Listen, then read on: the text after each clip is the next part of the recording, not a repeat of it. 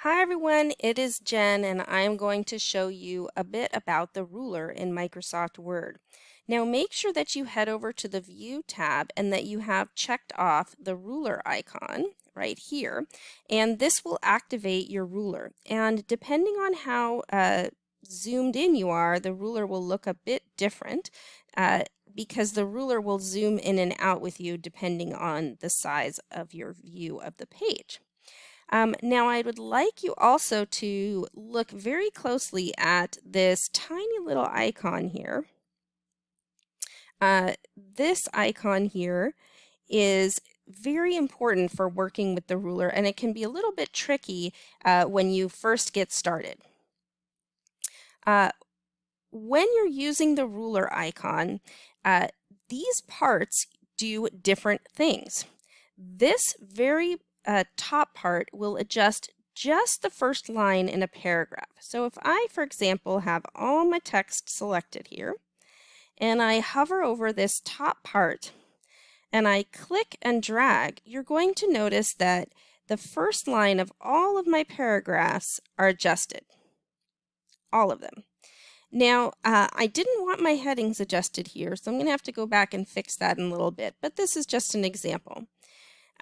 Here, for example, I want a half an inch indent on all of my paragraphs, so I could go ahead and apply that to, for example, thousands of pages if I wanted to by selecting all of this and using my ruler to indent. So that is in using the top little caret pointing down there. Now, the bottom caret will adjust everything except for the first line. So you're probably wondering, why would I want to use that? Well, there are several instances, but the most common for this is called making a hanging indent. And again, you have to be pretty precise. You have to click on that little icon there and drag. And you can see I'm creating a hanging indent for my references. And this is used in several academic circles, as well sometimes in some desktop publishing where you'd like to have, for example, the name of the author that is sticking out here. This is called creating a hanging indent. So that is adjusting only the rest of the paragraph, but leaving the first line sticking out there. Now, the little box of the icon will adjust the whole paragraph. So oftentimes you might use this if you had an article or you have a quote and you want this whole paragraph to begin, for example, 1 inch in. And you may even want to adjust the right-hand side of that. Oops.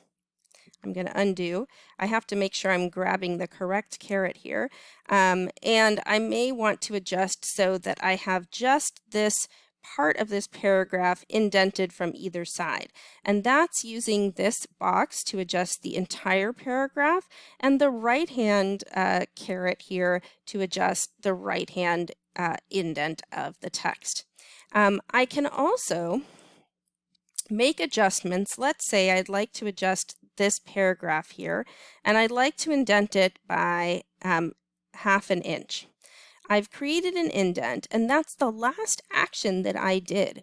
Let's say I'd like to apply this to several other paragraphs. I can simply click inside this paragraph, hold down my function key, which is often marked with an FN, if you have one, and if not, you can just simply press your F4 key. Your F4 key can be found at the very top of your keyboard. It's a function key. So here, for example, I can click again and press F4 to apply this indenting formatting to all the paragraphs I would like, while not necessarily selecting my headings. Here I could select this and do F4. I could go up here with these. I don't even have to select all of the text properly. As long as I have part of those paragraphs selected, it knows that I want to indent those. And that is using your rulers to indent text, the first line, the everything but the first line, the entire paragraph, and even the right indent.